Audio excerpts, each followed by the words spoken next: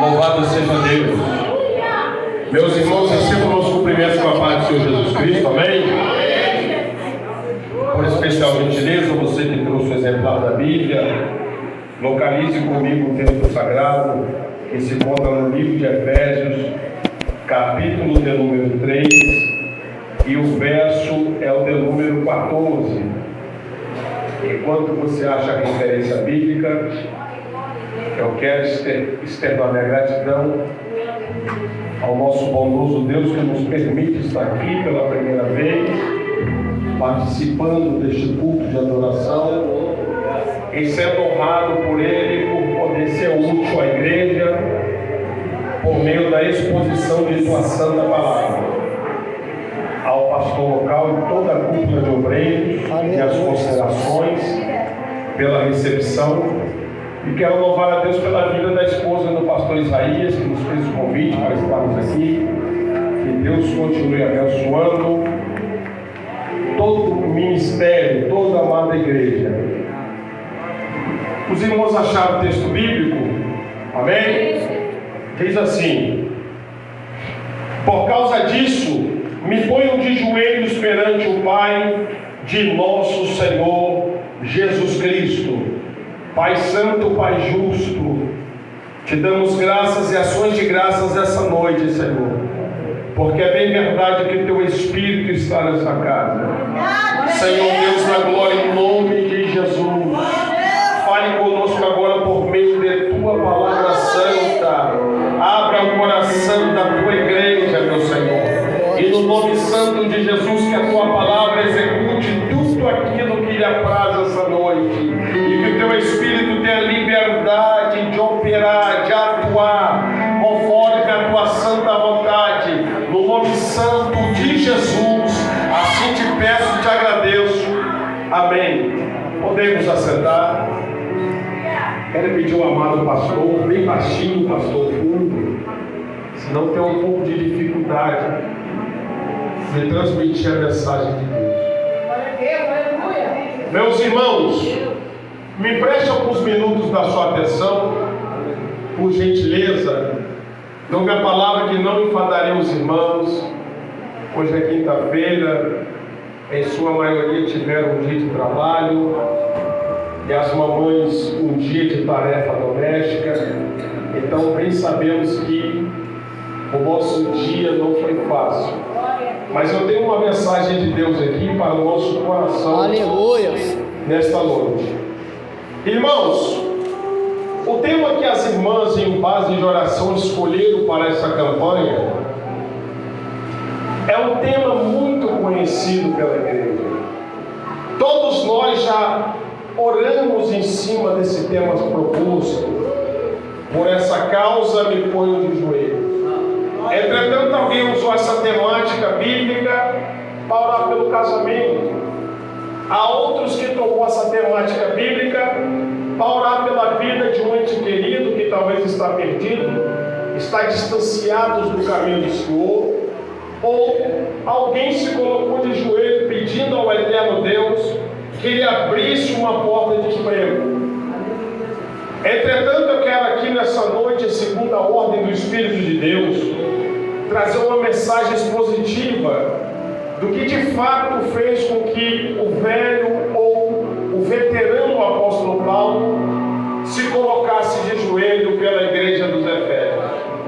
Antes de entrarmos nessa mensagem, eu preciso que a igreja entenda que no livro do Atos dos Apóstolos, no capítulo 19, o doutor historiador Lucas, ele vai nos dizer que Efésio, a primeira vez que recebeu o poder do Evangelho, conforme registra no capítulo 19, era uma cidade que tinha um certo teor de desafio para o apóstolo.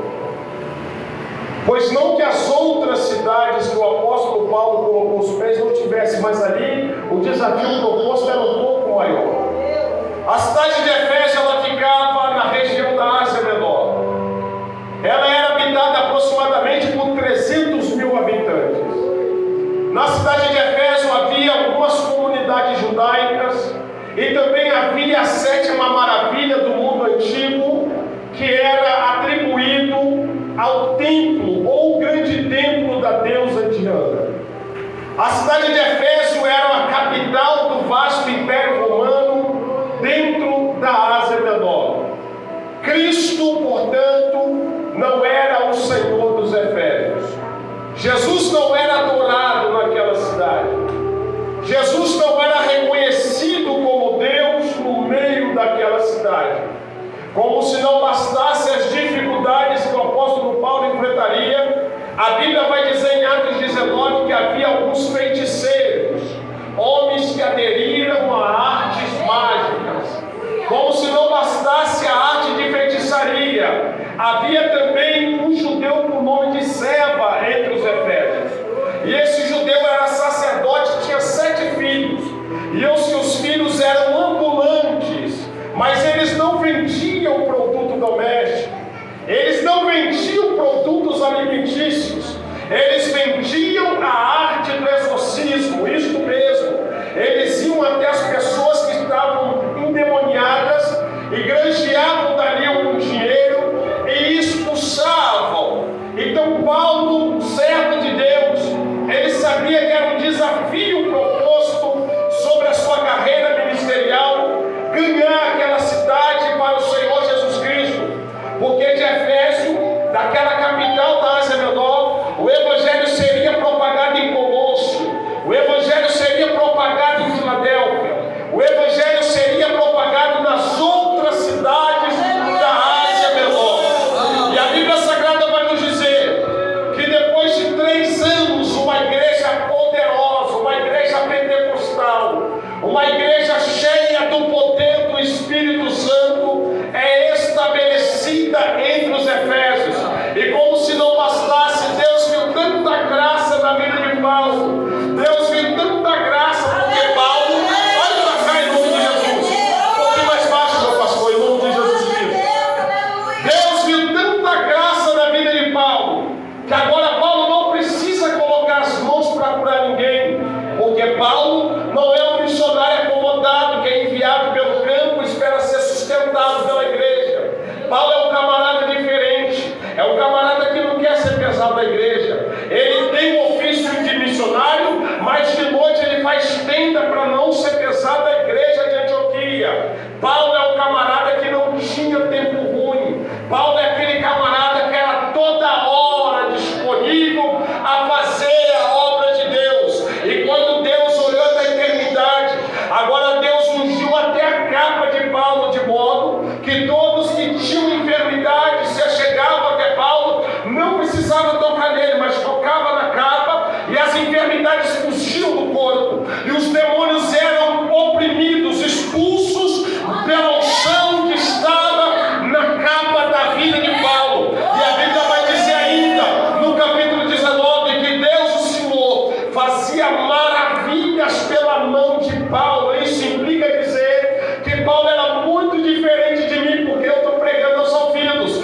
mas Paulo também pregava aos olhos, porque quando Paulo está pregando, o Espírito de Deus está curando alguém. Enquanto Paulo está pregando, tem alguém levantando de sua paralisia. Enquanto Paulo está pregando, tem alguém tornando a vista ou enxergando pela primeira vez. Coisa boa era participar do culto em Éfeso. Culto cheio do poder era culto na igreja de Éfeso. Mas a Bíblia Sagrada vai nos dizer que Paulo fica sabendo que os irmãos da Judéia estão padecendo necessidade. Ele então sai de Éfeso depois de 3 anos fazendo o trabalho do Senhor. Ele confirma algumas cidades que ele havia implantado o Evangelho. Então ele retorna para uma região marítima, e antes de retornar para Jerusalém, ele manda chamar os anciões, ele manda chamar os presbíteros da igreja de Éfeso e começa a ter um particular com eles. E Paulo vai dizer a eles: vocês sabem muito bem que eu não estive no meio de vocês de qualquer maneira. Isso está registrado em Atos capítulo 20. Paulo vai dizer: estive no meio de vocês com humildade, estive no meio de vocês muitas muitas vezes com lágrima no rosto, porque Paulo não era aquele missionário que não se compadecia da obra, ele não era aquele missionário que não se compadecia das almas, ele se compadecia ao ponto de pagar preço com lágrimas diante de Deus. E Paulo vai dizer: vocês sabem que eu estive no meio de vocês 3 anos, e eu estive de porta em porta, porque tem muita gente que pensa que o evangelho só cresce no culto, tem muita gente que pensa que a igreja cresce na adoração. Não, o evangelho cresce quando a igreja sai daqui e vai de porta em porta, protestando, anunciando a palavra, visitando, se compadecendo. Isso aqui é lugar de adoração, aqui é o lugar que eu e você temos de nos reunir para prestar adoração àquele que vive para todo sempre. Agora, quer ver a igreja crescer? Sai de porta em porta, vai para o campo missionário, vai para o campo evangelístico, aí a igreja começa a crescer. A igreja de Efésio é uma igreja que cresceu tanto, que além de ter poder de Deus, a Bíblia vai dizer que agora aqueles mágicos, eles vão em praça pública queimando os livros de feitiçaria e dizendo: eu não quero mais essa vida, eu quero Jesus a quem Paulo prega. Aleluia! Porque avivamento não trata-se só de falar em língua estranha, avivamento não trata-se só de profetizar, avivamento não trata-se só de pular. Eu gosto de tudo isso, eu corro na igreja, eu pulo na igreja, eu falo em língua estranha, se eu estiver no mato eu corro, eu pulo, eu dou lugar. Mas avivamento de verdade é quando os traficantes de Nova Canaã dizem: eu não quero mais radinho, eu quero a Bíblia Sagrada. É quando os traficantes daqui disserem: eu não quero mochila com carga, eu não quero plantão, eu quero adoração. É quando os macumbeiros que devem ter o mundo daqui disserem: eu não quero mais candomblé, eu não quero mais sangue de galinha, eu quero o sangue de Jesus.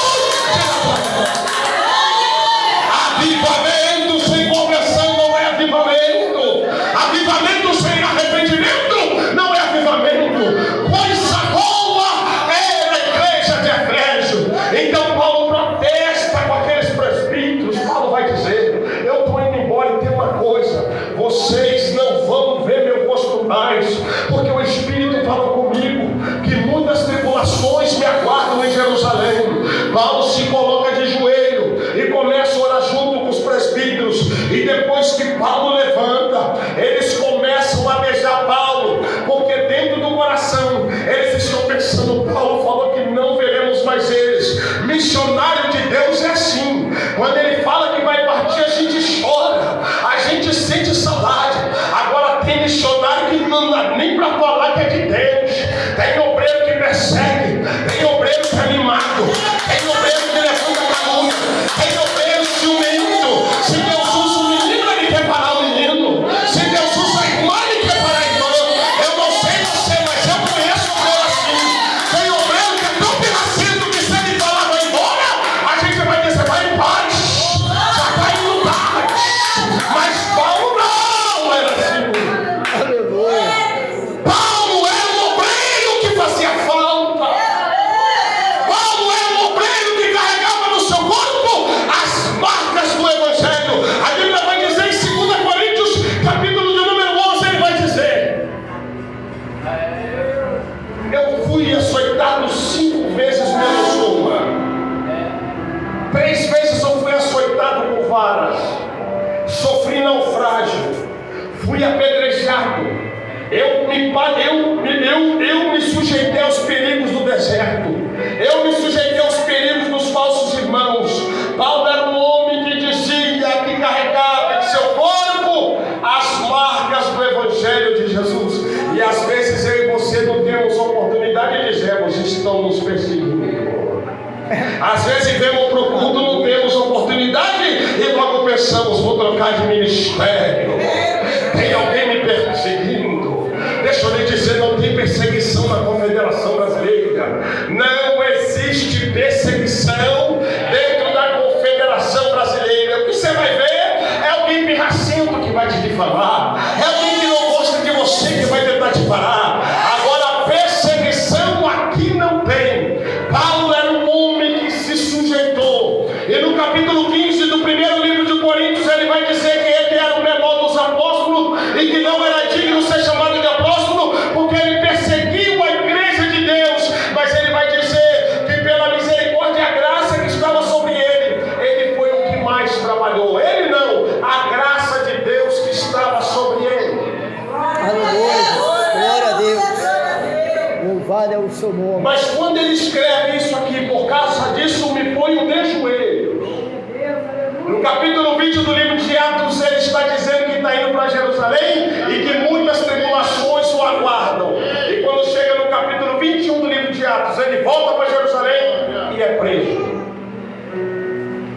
E por ele ter dupla cidadania, ele era um cidadão benjamita da tribo de Benjamim, mas ele era naturalizado também em Roma. Ele apela para César.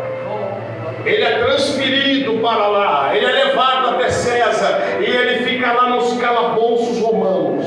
E é justamente no calabouço romano, Paulo, quando escreveu essa epístola aos Efésios no ano de 62 depois de Cristo, Paulo não tinha a liberdade que eu e você temos de ir e vir. Paulo estava preso.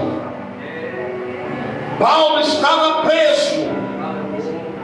Mas a situação dele preso, olha para cá em nome de Jesus, a gente reclama muito. A gente é uma geração de crente que reclama muito. Paulo estava preso. O maior plantador de igreja, o maior formador de obreiros no Novo Testamento depois de Cristo, ele estava preso. E para piorar, ele vai dizer lá em 2 Timóteo capítulo 4, para piorar, ele está pedindo a capa, porque lá ele não tinha para usar. Ele pega Timóteo para enviar os livros e os pergaminhos, porque lá ele não tinha como ele ler. E ele vai dizer bem assim a Timóteo: Timóteo, na minha primeira defesa, ninguém veio, todos me desampararam. Aí depois ele vai dizer: todavia o Senhor me assistiu e me fortaleceu. Aleluia, Jesus. Paulo estava preso. O homem que não granjeou riqueza terrena, o homem que não deixou fortuna para ninguém, o homem que viveu de perto as marcas do genuíno Evangelho de Cristo. E a Bíblia vai dizer que lá em Efésios capítulo 3, verso 14: por causa disso, me ponho de joelhos perante o Pai de nosso Senhor Jesus Cristo. Quero fazer uma breve reflexão com a igreja nessa noite. Todos nós, no nosso cotidiano, oramos pelas nossas particularidades, oramos para conseguir aquilo que acreditamos em nosso coração, que é da vontade de Deus que alcançamos. Quem aqui não orou para ter um bom emprego? Quem aqui não orou para ser reconhecido no ministério pastoral? Quem aqui não orou, talvez você que não foi queimado com fogo, para ser batizado com o Espírito Santo? Todos nós temos as nossas particularidades.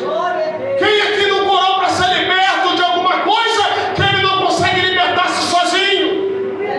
E não é pecado. A oração é um método de relacionamento entre criatura e criador, entre filho e pai. Mas vamos ver o que colocava Paulo de joelho. Versículo de número 16. Primeiro motivo que colocou Paulo de joelho dentro do calabouço romano: para que, segundo as riquezas da sua glória, vos conceda que sejais corroborados com poder pelo seu Espírito no homem interior. Paulo está preso, Paulo está de joelho, orando para que a igreja de Efésio fosse corroborada com poder pelo Espírito no homem interior. Olha o que coloca Paulo de joelho. Ele não está de joelho dizendo: Deus, eu fiz 3 viagens missionárias e estou aqui preso.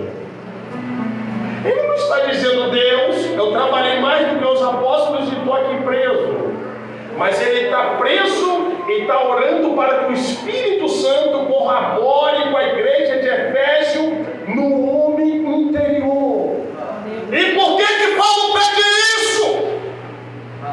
Porque a igreja sem a corroboração do Espírito no homem interior é uma igreja fraca. E por quê?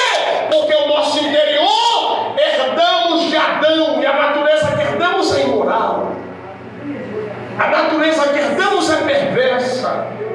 A natureza que herdamos de Adão é rancorosa.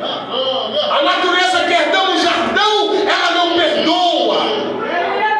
A natureza que herdamos de Adão, ela é vingativa. E a única forma de vencermos essa natureza é ser corroborado no homem interior pelo Espírito Santo.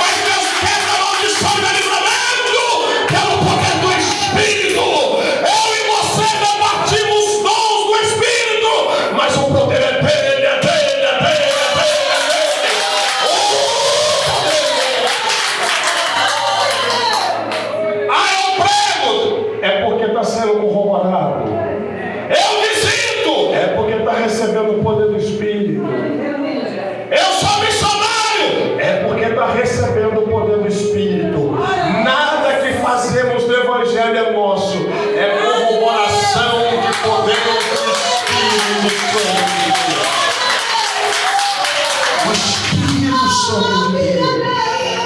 Eu nunca vi um crente que é corroborado com o poder pelo Espírito dar trabalho para a liderança. Eu nunca vi um crente que é corroborado com o poder pelo Espírito ficar em rodinha de fofoca.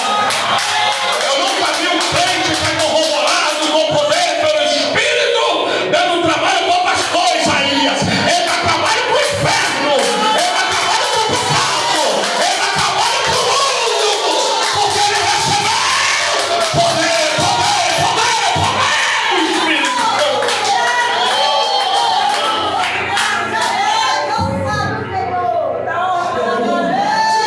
Quem recebe poder do Espírito não tem tempo de falar da vida de ninguém, porque ele está ocupado falando de Jesus. Crente que é corroborado com o poder não tem tempo de lamúria, de reclamação, porque ele está sendo grato àquilo que ele tem. Ele não reclama pelo que não tem, ele dá graças pelo que tem. Aleluia! Aleluia! Seja corroborado com o poder essa noite, igreja de Deus.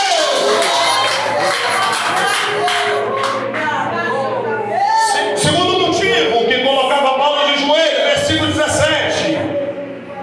Olhe para cá em nome de Jesus. Para que Cristo habite pela fé no vosso coração. Primeiro ele pede. Olha que cara terrível esse cara. Esse camarada aqui. Primeiro ele pede para sermos corroborados com o poder pelo Espírito. Depois ele pede assim, o versículo 17: para que Cristo habite pela fé no vosso coração, a fim de que, estando arraigados e fundados em amor. Primeiro ele pede para sermos corroborados pelo Espírito. Depois ele pede para que Cristo habite em nosso coração, para que nós possamos ser fundados e arraigados em amor. A maior evidência de que Cristo habita no meu coração e no seu é quando a gente ama. Crente rancoroso, crente que já acorda de cara feia, crente reclamão, só sabe reclamar. O que habita no coração desse camarada? Aleluia. Agora, crente que está na prova, mas está alegre. A despensa está esvaziando, mas ele está dando graças que ainda tem arroz para cozinhar. Saiu para trabalhar, voltou com a carteira dada baixa, mas está dizendo: Deus proverá. O que se fala mal dele, mas ele está dizendo: eu estou orando por você. Alguém está levantando o ombro desse e ele está dizendo: eu vou pagar preço pela tua vida. E tu vai para a igreja. Aleluia. A maior evidência, de que Cristo habita no nosso coração é quando nós amamos, mas não só os de dentro, amamos os de fora também. Aleluia. O apóstolo Paulo parecia receber uma revelação dessa oração aqui. Parecia que era uma oração, porque aqui ele está pedindo para que Cristo habite em vosso coração e vocês vão ser arraigados em amor. Olha a oração desse camarada. Depois de aproximadamente 30 anos, o apóstolo Paulo já havia perdido a cabeça. Aí Jesus aparece lá em forma de um anjo e vai dizer a João: João, escreve ao anjo que está em Efésio. Isto diz aquele que tem na mão 7 candeeiros: eu sei as tuas obras. Aí Jesus vai dizendo um monte de qualidade dessa mesma igreja. Jesus vai dizer: vocês têm trabalhado pelo meu nome, vocês não podem suportar o mal, vocês têm sido pacientes. Aí Jesus vai dizer bem assim: ó, vocês têm colocado à prova aqueles que se dizem apóstolo e vocês os achaste mentiroso. E que tem isso mentiroso mesmo, porque se não andou com Jesus, não é apóstolo coisa nenhuma. Aí depois que Jesus fala um monte de qualidade, Jesus vai dizer bem assim: ó, tenho porém contra ti que deixaste o teu primeiro amor. Há 30 anos atrás, Paulo estava no calabouço de Roma orando, dizendo que eles sejam fundamentados em amor. E depois de 30 anos eles perderam, mas nem tudo estava perdido. Jesus disse-me assim: ó, lembra-te, pois, de onde caíste, arrependa-te e pratica as primeiras obras. Jesus está dizendo: lembra da onde você esqueceu o amor e vai lá depressa e pega ele, porque pregar sem ter amor é a mesma coisa que nada. Distribuir donativo e cesta básica sem amor é a mesma coisa que nada. Irmão Rodrigo está pregando balela nada. O apóstolo Paulo falou em 1 Coríntios capítulo 3, ele vai dizer: ainda que eu entregasse o meu corpo para ser queimado, se não tivesse amor, de nada serviria. Ainda que eu distribuísse a minha fortuna para o alimento dos pobres, se não tivesse amor, seria como um metal que soa, como um sino que tine. A palavra da oração de Paulo na igreja de Efésio é: vocês precisam ser corroborados com poder. A segunda palavra é: Cristo precisa habitar em vossos corações para que vocês sejam alagados em amor.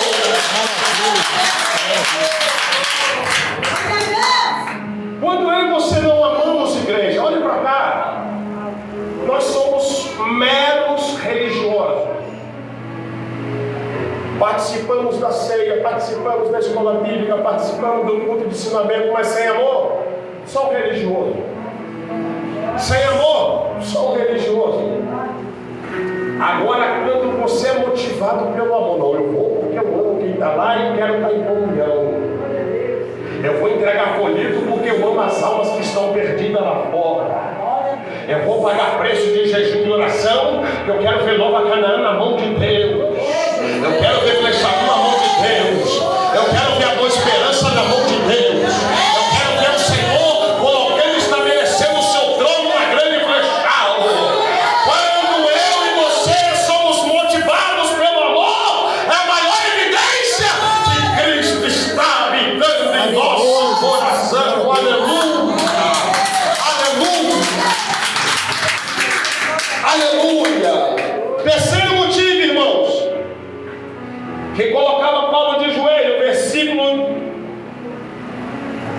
19. Versículo 19. E conheceu o amor de Cristo que excede a todo entendimento, para que sejais cheios de toda a plenitude de Deus. Eu não consigo acreditar que esse camarada fez isso sem intenção. Ele primeiro pede para a igreja de Efésios ser corroborada com o poder pelo Espírito. Terceira pessoa da Trindade. Terceira pessoa de Deus. Depois ele pede para que Cristo habitasse no coração dos Efésios e eles pudessem viver uma vida fundamentada em amor. Segunda pessoa da Trindade.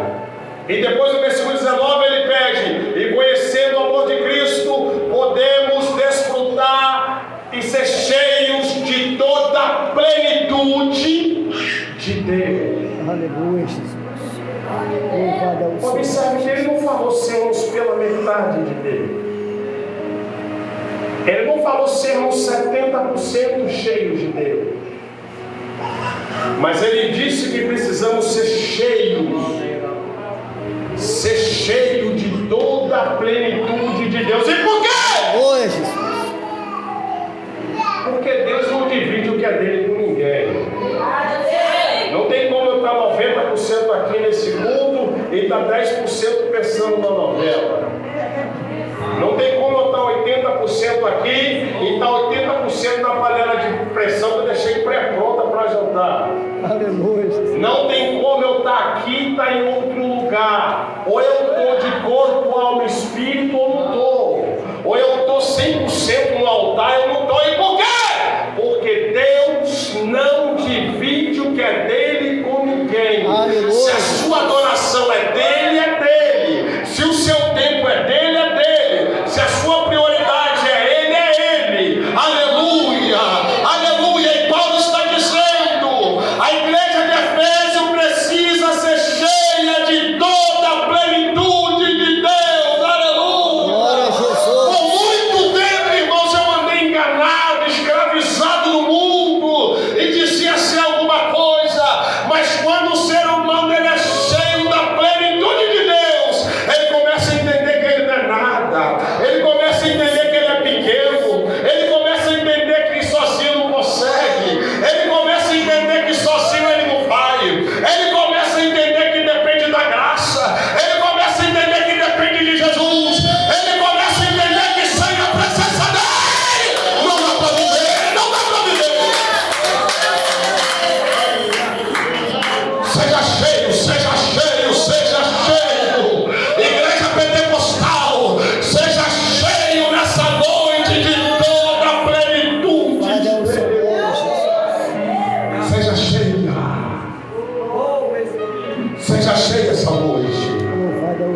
Para encerrar, meus irmãos, depois que ele faz esses 3 pedidos em oração, ele vai dizer no verso 20: ora, aquele que é poderoso para fazer tudo e muito mais abundante, além daquilo que pedimos ou pensamos, segundo o poder que em nós opera. Olha o que esse camarada está falando aqui.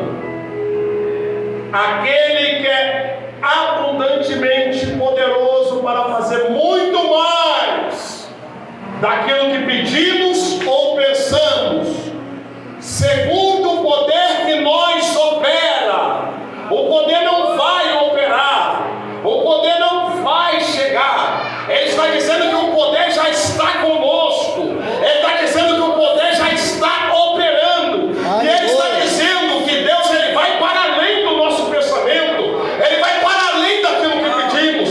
Se você pede a Deus a salvação pela tua família, ele é poderoso para salvar a parentela, a vovó, a cunhada, a titia. É porque ele vai para além. Aleluia. Se você está pedindo para Jesus salvar seu vizinho, ele é poderoso para salvar a tua toda. Ele é poderoso para salvar o bairro todo. Por quê? Porque ele é abundantemente para além daquilo que pedimos e pensamos. Aleluia. Segundo o poder que em nós opera, o poder já está conosco, o poder já está conosco e o poder já está operando aqui essa noite. O poder já está operando, o poder já está operando aqui essa noite. O poder de Deus tem gente que não entende. Enquanto alguém é tomado numa igreja como essa, uma sepultura Jesus está fechando. Enquanto alguém é tomado no poder numa igreja como essa, maldições estão sendo quebradas, obra de macumbaria está sendo quebrada, livramento de morte está sendo operado, laço de enfermidade está sendo montado, porque o poder está conosco, o poder está conosco, o poder está conosco. Receba de Deus essa noite. Receba de Deus. Chego aqui dizendo: não consigo mais, a vontade de parar. Receba poder para caminhar. Chego aqui dizendo: Jesus, eu não aguento mais essa situação. Receba o poder que opera milagre na tua casa, na tua vida. Aleluia. Chegou cabisbaixo, chegou desanimado, chegou vazio. O poder já está operando. Receba a plenitude de Deus aí. Receba renovo de Deus aí. Receba a restauração de Deus aí. Receba milagre de Deus. Receba a cura de Deus essa noite, Senhor de Jesus.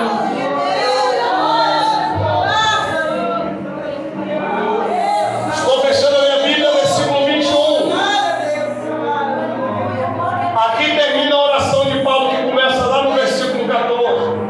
E olha como que termina a oração desse camarada. A este, olha só isso, irmão.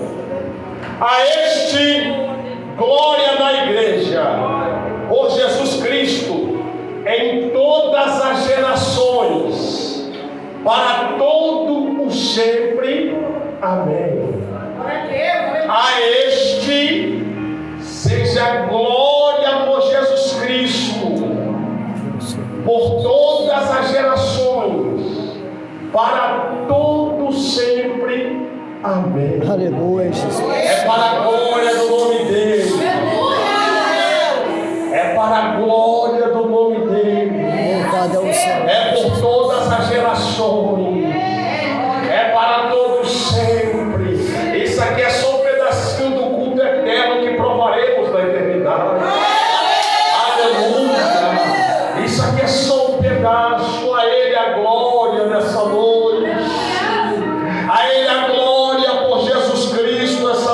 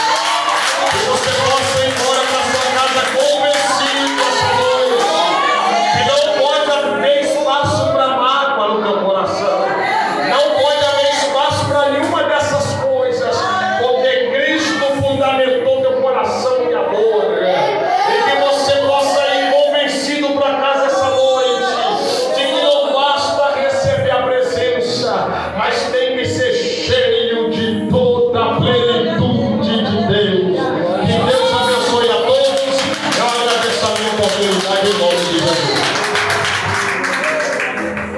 Glória a Deus. Cumprimento meus irmãos com a